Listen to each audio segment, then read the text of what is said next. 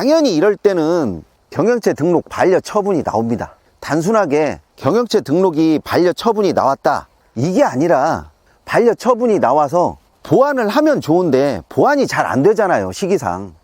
농업 경영체 등록을 신청만 하면 그냥 자동적으로 등재가 되는 것처럼 그렇게 생각하시는 분들도 있더라고요. 그건 아니고요. 경영체 등록은 신청을 한다라고 하면 시간이 걸려요. 그리고 나름의 절차도 있어야 되는 건데, 그 중에서도 대부분의 경영체 등록을 신청하는 사람들이 놓치는 것들 중에서 가장 핵심적인 거 두 가지를 알려드리도록 하겠습니다. 첫 번째는요, 경영체 등록을 신청을 하게 되면 실사를 나옵니다. 농산물품질관리원에서 중요하게 보는 것이 있어요. 경계가 확실히 되어 있느냐, 이 부분이에요. 실제로 저희 회원 중에 하나가 논의 경계가 불분명해서 경영체 등록을 하지 못하고 1년을 허비한 그런 일이 있었어요. 이미 경계가 없어진 상태에서 농작물이 심어져 있기 때문에 그 경계를 다시 만들고 신청을 하려고 하면 수확물을 다 걷어야 하는 그런 예기치 못한 상황이 일어난 거죠. 이것이 아무것도 아니라고 생각하면 아무것도 아닌데, 실질적으로 아무것도 아닌 일이 아니죠. 만약에 농지를 빌려서 경영체 등록을 하려고 하는 사람 같은 경우에는 1년 동안의 사용료는 지불하고 경영체 등록을 못하는 그런 일이 발생되는 거죠. 그래서 논과 같은 경우에는요, 될 수 있으면 모내기를 하기 전에 경계를 확실히 하고 난 이후에 모내기를 하고 그 다음에 경영체 등록을 신청하는 것을 추천드려요.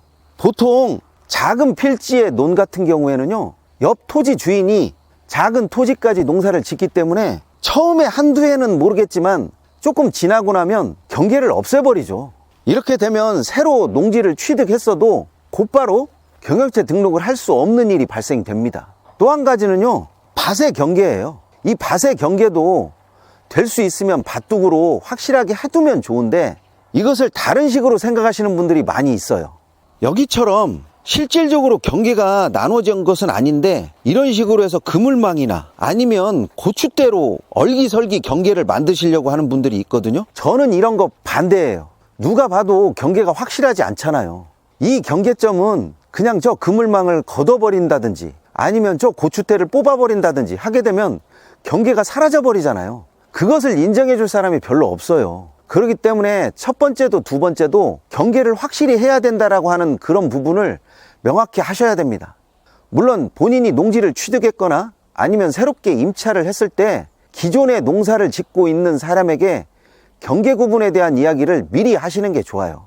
농작물을 새롭게 심을 때 딱땅해서 이 경계를 만들려고 하면 생각보다 이 경계가 불분명하지 않아서 어디서 어디까지가 이 필지의 경계인가, 어떻게 면적에 맞게 농작물이 심어졌는가, 이런 부분을 많이 계산하죠.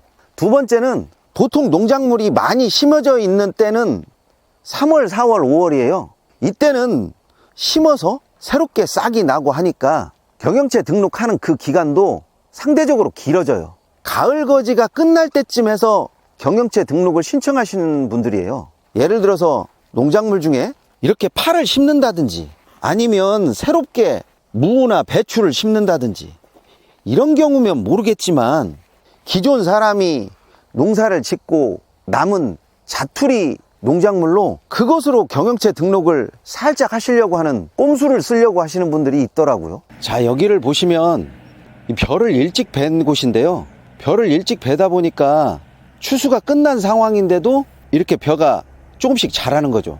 보시면 이렇게 초록색으로 물들어 있으니까 아, 이것을 싹이 났다라고 해가지고 경영체 등록을 할 수 있겠구나, 이렇게 생각하시는 분들이 가끔 있더라고요.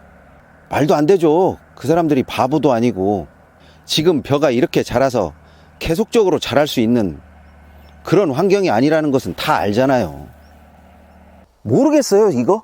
당연히 이럴 때는 경영체 등록 반려 처분이 나옵니다. 단순하게 경영체 등록이 반려 처분이 나왔다, 이게 아니라 반려 처분이 나와서 보완을 하면 좋은데 보완이 잘 안 되잖아요, 시기상. 그러면 작게는 몇 개월, 길게는 1년까지 기다려야 되는 그런 상황이 벌어질 수도 있는 거죠. 밭작물 같은 경우에는 시기가 맞아 떨어지게 배추나 아니면 무 같은 거를 심어서 경영체 등록을 한다라고 하면 모르겠지만, 그게 아니면 그냥 1년 동안 쉬어야 돼요. 그래서 작물 선택도 좀 중요하고, 어떤 식으로 농작물을 관리해 나가서 경영체 등록을 할 것인가, 이 부분에 관한 부분도 생각을 많이 해봐야 돼요. 단순하게 경영체 등록 신청해서 등록이 되면 바로 영농경력 쌓고 이렇게 생각하시는 분도 있는데, 해보신 분들은 알겠지만 생각보다 경영체 등록하는 것이 쉽지 않아요. 이 실사의 요건을 맞춘다라는 것도 쉽지 않고, 농작물이 심어져 있는 면적을 맞추는 것도 보기보다 꽤 어려울 때가 많아요. 특히 필지가 1000제곱미터가 살짝 넘는 사람들 같은 경우에는 생각보다 이 농작물을 조금 넉넉하게 심어야 그 면적을 인정받는 경우도 있습니다. 실제로 저희 회원 같은 경우에 3평이 모자라서 경영체 등록이 안 된 때가 있었거든요. 그런 경우에는 솔직히 옆 토지에 몇 평을 더 면적으로 산정해서 한 번에 경영체 등록을 하는 게 낫지, 이게 반려 처분을 받아서 다시 경영체 등록을 하려고 하면 보기보다 이게 짜증이 나더라고요.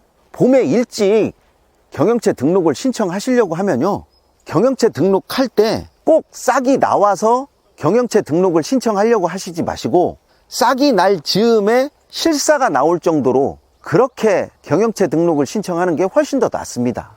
그래서 가장 핵심적인 게 경계 구분을 확실히 하고, 농지 위에 농작물이 심어져 있을 때 경영체 등록을 신청하는 것이 가장 좋습니다. 경영체 등록이 3, 4, 5월 달까지가 많이 밀려요. 농작물을 많이 심기도 하고, 또 경영체를 새롭게 신청하시는 분들도 제일 많고, 내년 봄에 나는 경영체 등록을 신청할 생각이다, 그렇게 할 예정이다 라고 생각되시면 지금부터 경계를 어떻게 확실히 할 것인가, 이 부분을 생각해 보시고요. 봄에는 그렇게 특별하게 신경을 안 쓰셔도 되는데, 늦여름부터 가을 정도 나는 경영체 등록을 신청할 것이다 라고 생각되면 작물 선택에도 타당성 있는 작물을 신청하는 것이 저는 낫다고 봅니다. 이미 임야화가 많이 진행된 농지를 구입해서 아무렇게나 자라나는 잡목을 자신이 심고 가꿨다고 해서 그게 경영체 등록이 안 되거든요. 그렇게 생각하시는 분들이 가끔 있어서 경영체 등록하는 게 그렇게 쉬운 일이 아닌데 너무나 쉽게 보는구나, 이렇게 생각이 들 때가 있어요. 준비를 하시려면 좀 제대로 알고 준비하시는 게 좋고요. 임시 방편으로 할 수 있는 그런 일이 아니라는 것쯤은 알고 계셨으면 좋겠어요.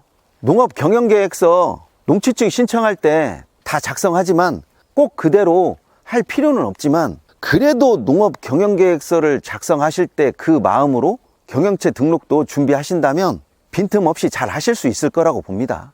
경영체 등록에 필요한 서식이나 요령이 궁금하시면 댓글로 요청해 주세요. 필요한 것들을 모두 보내드리도록 하겠습니다. 이번 시간에는 여기까지 하도록 하겠습니다.